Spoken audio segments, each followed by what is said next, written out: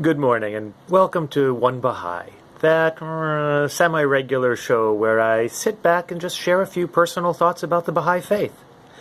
As you know, it's nothing official, it's just me, one individual, one Baha'i. Now, I have to apologize that it has been a month, or probably a couple months now, since I have recorded anything. The reason is that I have been taking this time to write a book about the Kitab-i-Iqan. Again, just sharing some personal thoughts. But during this pandemic, last April, I started this video blog, and I just found out a few days ago that my regular summer market, where I make my annual living, has been canceled for this year. So I'd already been taking the time to write a little bit about the Kitab-i-Iqan, but now I'm going into it full time. So I figure I have another year off. So I might as well try to do something worthwhile. Now, there have also been a lot of personal issues that have been happening in the last few months. And that leads me to what I wanted to talk about this morning. As I was scrolling through Facebook, I ran across a quote that I took to heart a number of years ago. It's from Abdu'l-Baha. Excuse me. Selections from the Writings of Abdu'l-Baha, page 158. I don't have the excerpt number offhand. But he says, "Train your children from their earliest days to be infinitely tender and loving to animals. If an animal be sick, let the children try to heal it. If it be hungry, let them feed it. If it be thirsty, let them quench its thirst. If weary, let them see that it rests." I've always loved that quote. Now, there's another quote that, for me, goes with it. And it's from, again, Selections from the Writings of Abdu'l-Baha, number 102. And I could read the whole piece,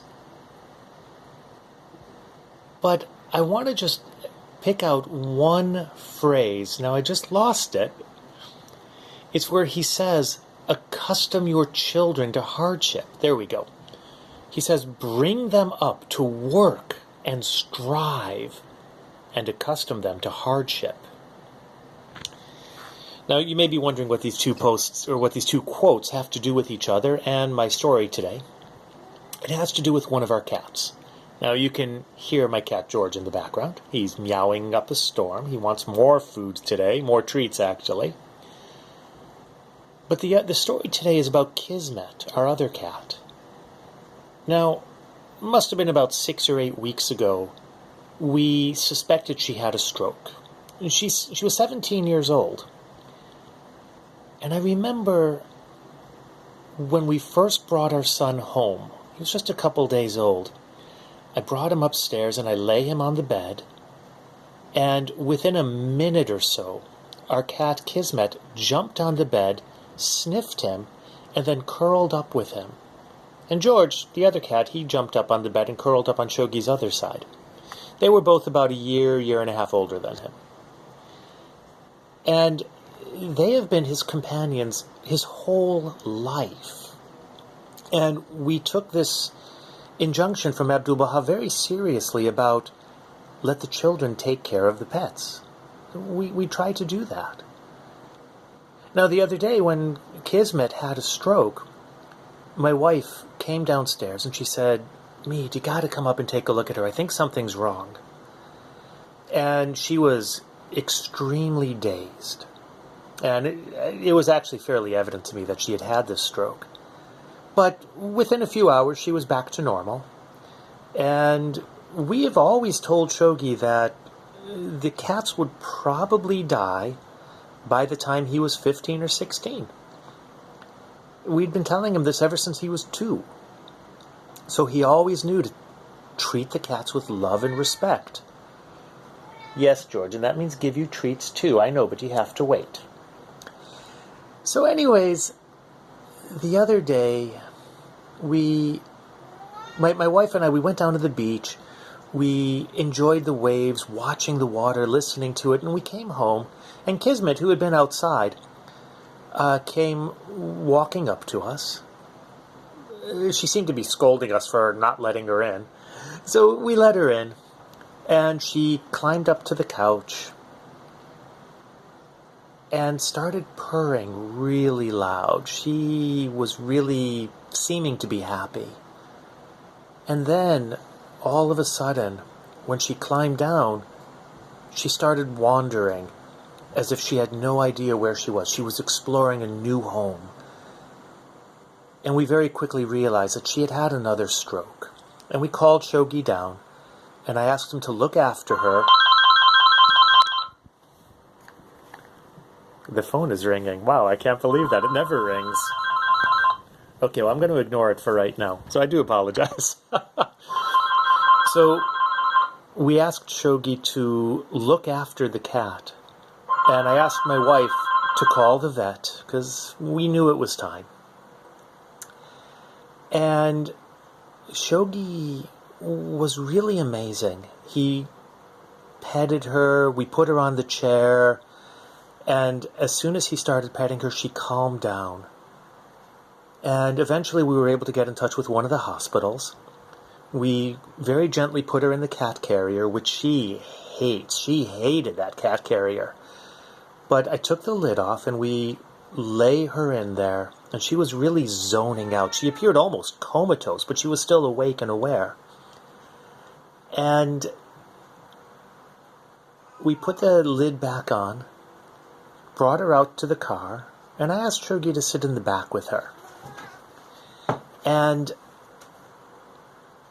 at one point, on the way to the hospital, she just started freaking out. She started scrambling like crazy. She almost knocked the cat carrier on the floor. And she started screaming. I can't use any other word. She was screaming. And I asked Shogi very quickly, I said, Shogi, open the door very gently and put your hand on her. And he did. And as soon as he put his hand on her, she immediately started calming down. And I could hear him gently talking to her. And I could hear the tears in his eyes. Anyways, we got to the hospital, and the vet said that, her hind legs were cold. She had no feeling in them. And we just said, it's time. It was time to put her down. So Shogi was there with us, and I have to say, despite the grief, the sense of compassion that he developed, his understanding of the importance of compassion at that moment, really brought home this quote to me from Abdu'l-Baha. Let the children take care of the animals. Because what they learn is priceless. And we were all crying. And I asked the vet if we could take her corpse home. And, they wrapped it in a blanket for us, and I kept her on my lap. And I could feel the warmth leaving. And when we got back home, I laid her body on the floor in the main room so that the other cat could see what had happened, could understand that she had passed away. And in the meantime, Shogi and I went out to the front and we dug a grave for her. And my wife eventually came out. She had placed Kismet in a box. And she helped dig the grave, and we laid her very gently in the ground. And we said our goodbyes.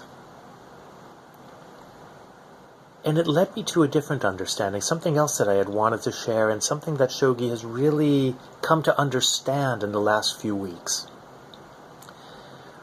The grief that you feel when you first experience a death is very real. It's very painful. And when you think about the person, all you remember for the first little while is the grief, that overwhelming tower of pain. But as you talk about them, as you remember them, the grief fades. Their last few days of suffering fade into the background, and you are remembering the joyous times that you had with them. And it is that love and that joy that becomes the overriding emotion in your memories. Now, this was our cat. It wasn't a family member in the sense of being human, but she was a family member. And Kismet has taught us a lot about grieving, about compassion, and about love. And I just wanted to share all that today because it's so fresh and it's so personal, and it all arose from that one quote in the writings that we had read 17 years ago. So thank you very much for joining this morning. I do appreciate it. If you have any questions, please put them in the comments. If there's anything you would like to suggest that I look at, please suggest it. Thank you very much, and hopefully we'll talk soon.